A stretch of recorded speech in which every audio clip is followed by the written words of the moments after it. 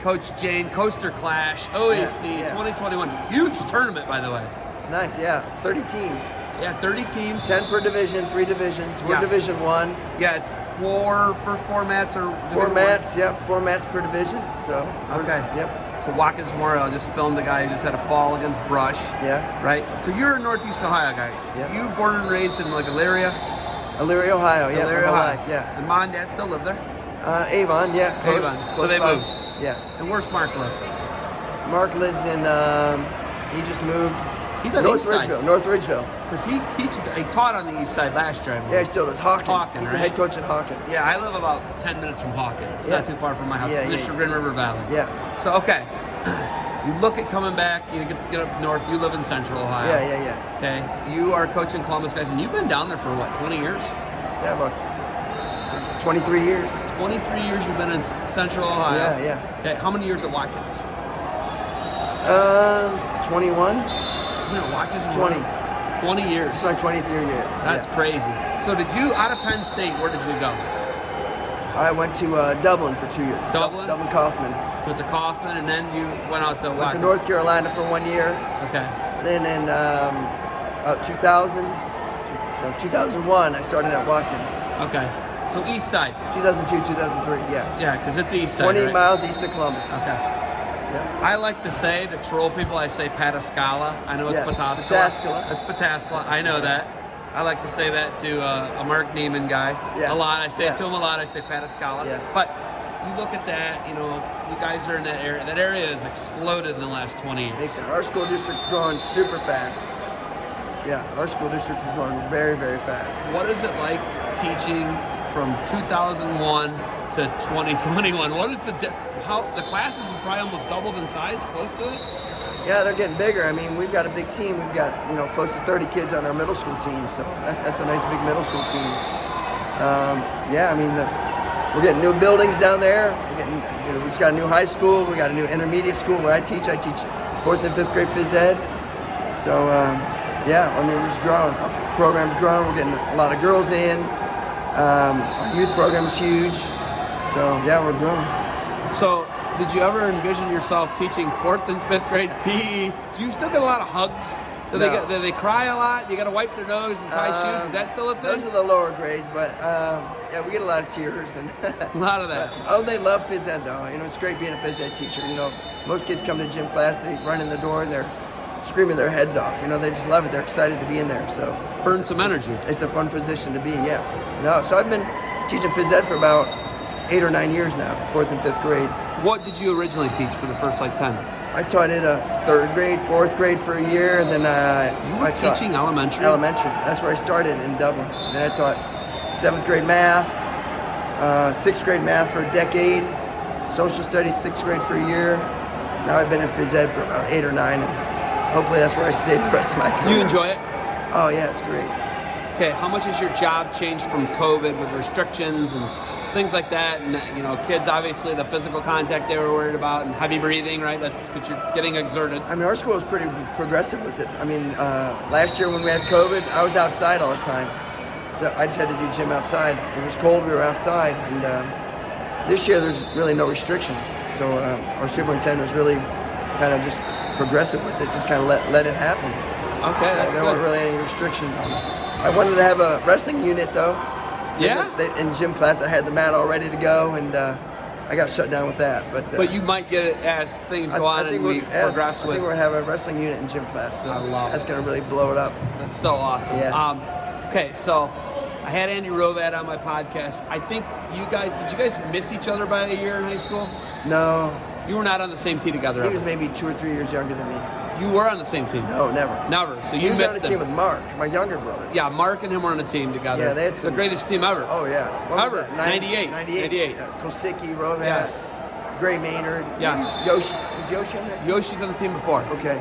So 97, they had 6 All-Americans on one team. But 98's team was better. 98 won the national title. Team was better. But I had Andy on, and you are like one of the catalysts. You never wrestled in an Ironman, but you and those great Walsh teams that you wrestled against were the reason for the creation of the Ironman. These are just facts. This is not like, no, this is a fact. Yeah. Because they wanted to have, Bill Barger wanted to have the best event he could, You guys were the big rivals. Yeah. Yeah, we talked about you weren't in this dual meet, but the dual meet where the official died. Oh yeah. St. Ed's had an official. Yeah, I remember right. that. So Andy was telling me all this stuff, and Andy Rovet, he's lived in Russia and got some stories, man. He's awesome to talk. I love Andy. Yeah. He's at the Ironman right now coaching. Who's he coaching? Joe DeSana's kids. The guy who owns Spartan. Cornell. Yeah. Yeah. Cornell, but they're Spartan. from Boston. Yeah. They're from Boston. Yeah. A lot going on there. Yeah, but you're the reason, you are a huge reason, and the teams you were on, and the Walsh teams that you guys battled against, you're the reason for the creation of the Walsh Jesuit Ironman. And your senior year state final, one of the most anticipated state finals in the history of the state tournament. You versus this young freshman from North Canton Hoover, Sonny Marchette, right? And then he transfers over to Walsh, and Walsh was already what Walsh was, and you had a guy like that, it's huge. But you put it on him in your senior year. What was the score? I did 10-2. You made your decision. Major. Yeah. How prepared for a final like that? And this is before the internet, right? There's a lot going on. The plane dealers writing about it. Well, I was kind of in a bubble. I didn't know the big aura around that match. Years later, just like a few years ago, I was talking to my dad. He was telling me, the crowd was all talking. People in the bleachers were talking about it. Everybody was watching that match. I didn't know there was so much hype around the match myself. But we had wrestled earlier in the year at the Alliance tournament, and I lost my injury default to him. So I knew he was pretty slam, tough. Wasn't it? It was a slam. Yeah, he picked you up and put you down hard. Yeah, put me down hard. It's wrestling. Yeah, it's wrestling. Let's just say that. So I knew he was tough, but I don't think I ever prepared for a match more than that match. I just warmed up. I was super focused. I'm surprised I had enough energy because I warmed up so much before that match, but I really got my mind focused. And I remember Joe Silvestro just gave me a real good pump-up speech, like, you're a senior, this guy's a freshman, you worked hard, you're gonna earn it. He was really motivational, Joe Silvestro, to me before that match. Just really got me a positive mindset before that match. But it worked. It worked, yeah. There's really no doubt in my mind that I was going to lose the match. I knew it was going to be a good match, but I was prepared to win it for sure. It's one of the top 5. If we were to go through, it's one of the top 5 greatest state finals. Least anticipation. You got Nupp, and Avery Zirkle was another huge one. He was a freshman phenom, right? Yes. He was majoring and teching everybody. Killing everybody. I think through that tournament, he might have had all tech falls or pins to the finals. He murdered everybody. Yeah. And he was a prodigy. He was incredible. Sonny Marchette, I interviewed him last night. Yeah. I love talking about it. I think your name might have came up. It's awesome to talk about. Yeah. But it was when it was at Hoover before He was at Walsh. Hoover. And then when he went over to Walsh went to a whole nother level. They were really good, obviously, with Jimmy Johnson, Clint Musser, Joey O'Neill. They had guys. Jamie Grotto. They had amazing guys. Yeah. Obviously, before that, even like a Marcus Malika. They had just amazing guys. Chad Owens, the freak. Yeah. Chad Owens. He was a freak. Like a total mutant, but nobody talks about Chad Owens. No, they forget about him. Forget about him. He wrestled there maybe 2 years. Yeah. He was at Coventry for a year, I think, maybe. Oh. I believe, is that right? Didn't he go to Coventry for maybe? After Walsh, maybe. Yeah, he started at Walsh. Yeah. Because he came up with Musser and Johnson. Yeah, it's He could throw you from anywhere. He's a mutant. He might have been the best out of all of them.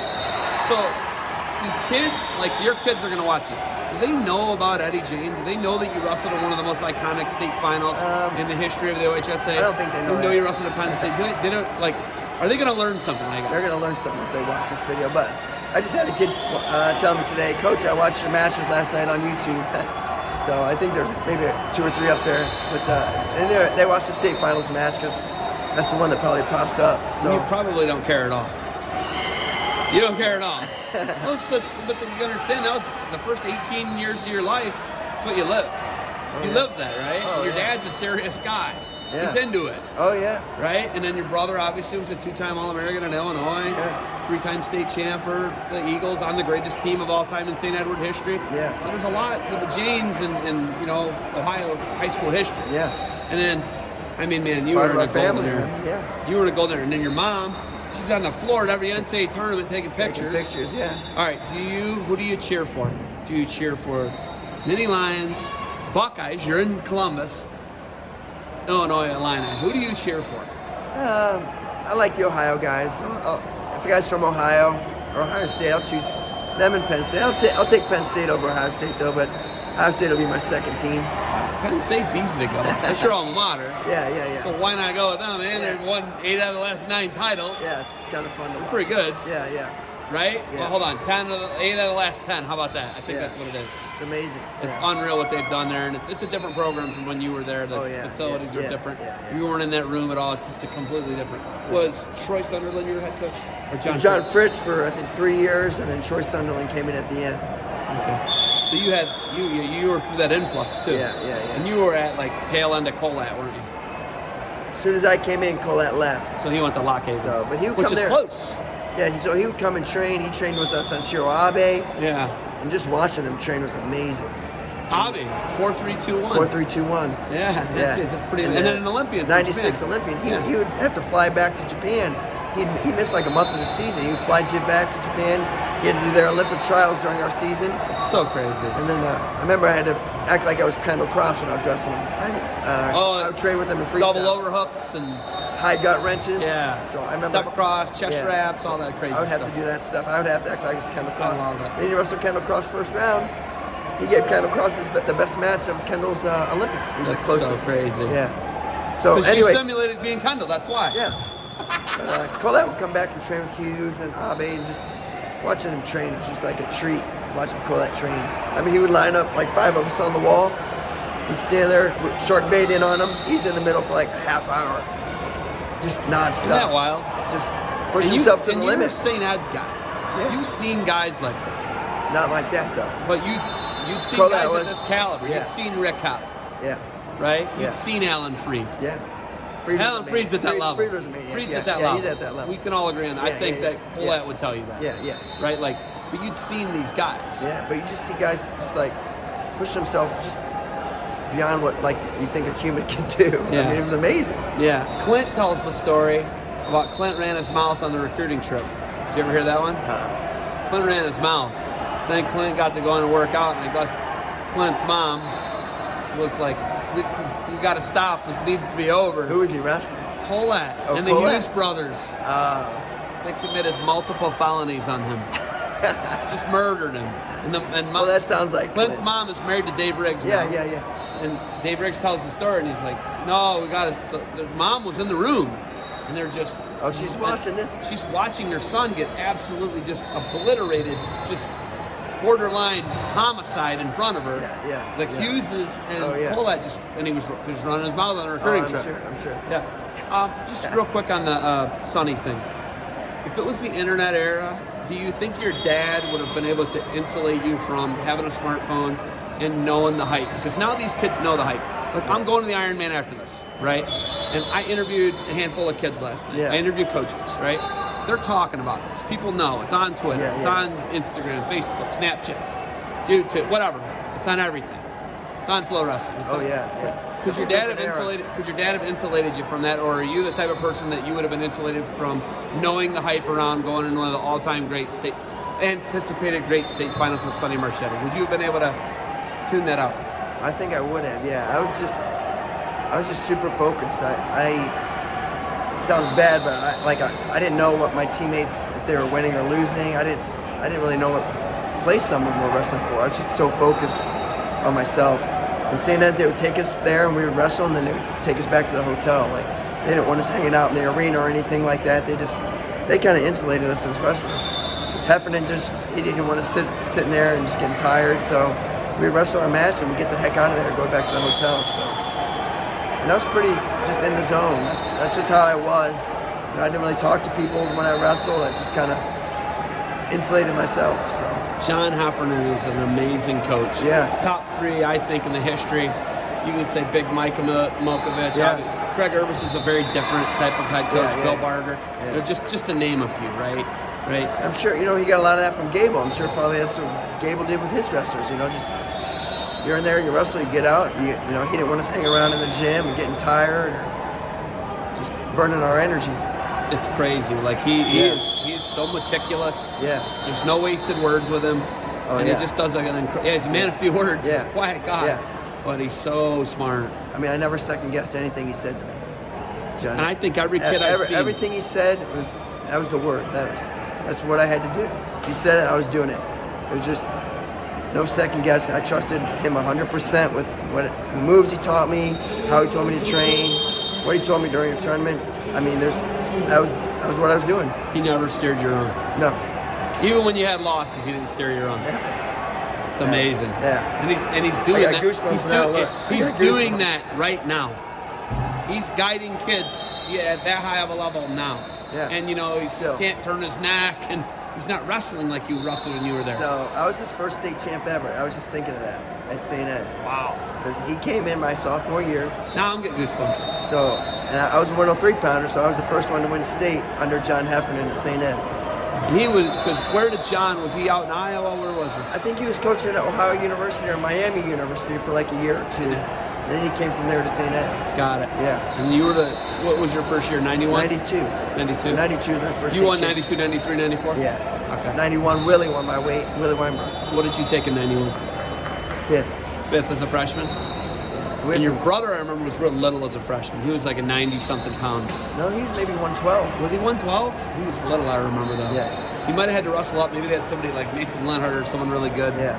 Way below. They were stacked. It's such a great team. All right. You got to get out there and coach kids. You got anything else for me? That's it, man. All right. We got to get you some swag here. Yeah. Give your team. Some Barbarian apparel No. stuff. There we go. got Let's see. defense So show the camera what we got here. Show what we got. Ohio-cast. We got Ohio-cast. That's where we're going to be able to Go watch the Ohio-cast, videos. baby. Go There we Ohio. go. That's where the videos are going to be. Check it out. Thank you for the time. Eddie Jayne. You're welcome.